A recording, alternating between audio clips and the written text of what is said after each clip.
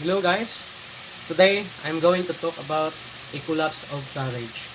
Now oftentimes people work very hard to achieve a particular goal, yet at the age of seeing their dream come to pass, they miss it. Now one of the reasons is because they don't have the courage to grab what God has provided for them. They may have even prayed and hoped that He would answer. But when He does, their courage collapses.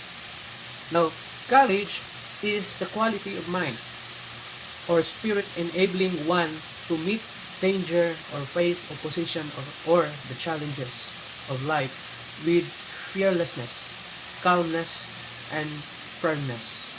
Now, the story in Numbers chapter 13 and chapter 14 is an illustration of what happens when we lose our courage and fail to follow through in full obedience of the Lord. Now here's the story of the spies, and let's look at the spies report.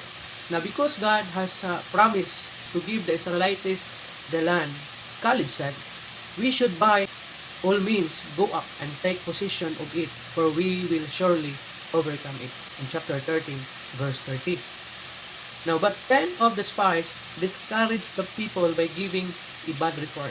Now, instead of remembering God's promises and power, these spies focus on the situation and raise the following objection.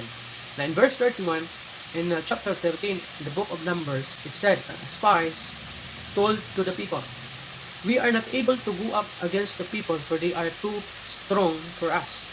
And verse 32, "The land devours its inhabitants."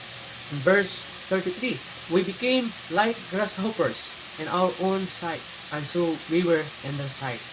Now, as a result of the negative report, the people wept, grumbled, and accused the Lord of bringing them to the land to fall by the sword. In chapter 14, verse 13 in the book of Numbers, they wanted to stone Moses, Aaron, Joshua, and Caleb and appoint another leader to take them back to Egypt. Now, how quickly they forgot their previous slavery in God's supernatural work on their behalf. Now, second, the reasons for the collapse of courage. The Israelites came to the wrong conclusion for several reasons. First, they forgot God's promise. Now, although the Lord had promised to give them the land, the people let the negative report overshadow and diminish what God has said to them. So second, they focus on their resources rather than the Lord. Now looking at their own abilities, they saw no way to defeat the people of the land. But God has the power to do whatever is required to fulfill His promises, whether we understand His ways or not. Third, they choose to listen to doubters rather than believers. Now when the people rejected the counsel of the two men who believed God would empower them to defeat their enemies, but instead listened to the spies who doubted Him, they made a disastrous decision.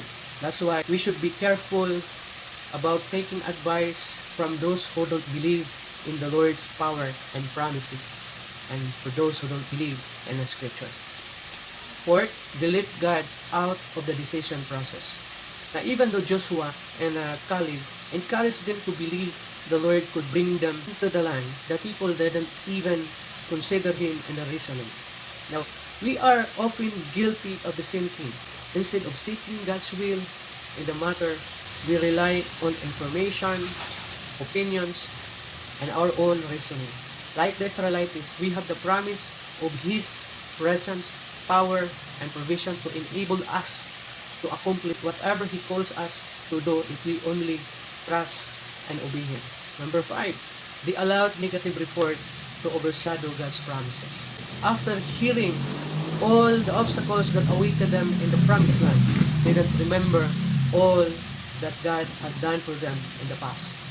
Now, after being supernaturally rescued them from Egypt and given divine provision in the wilderness, they had no legitimate reason for doubting the Lord could bring them into the land, but they listened to man and not the Lord.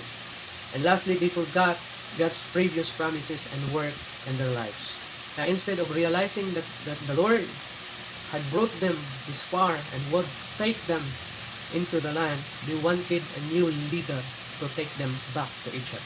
Now they refused to believe the Lord's promise and trust Him to overcome their enemies. Now anytime we leave God out of the equation, we're going to make foolish choices in life. Now let's look at the consequences.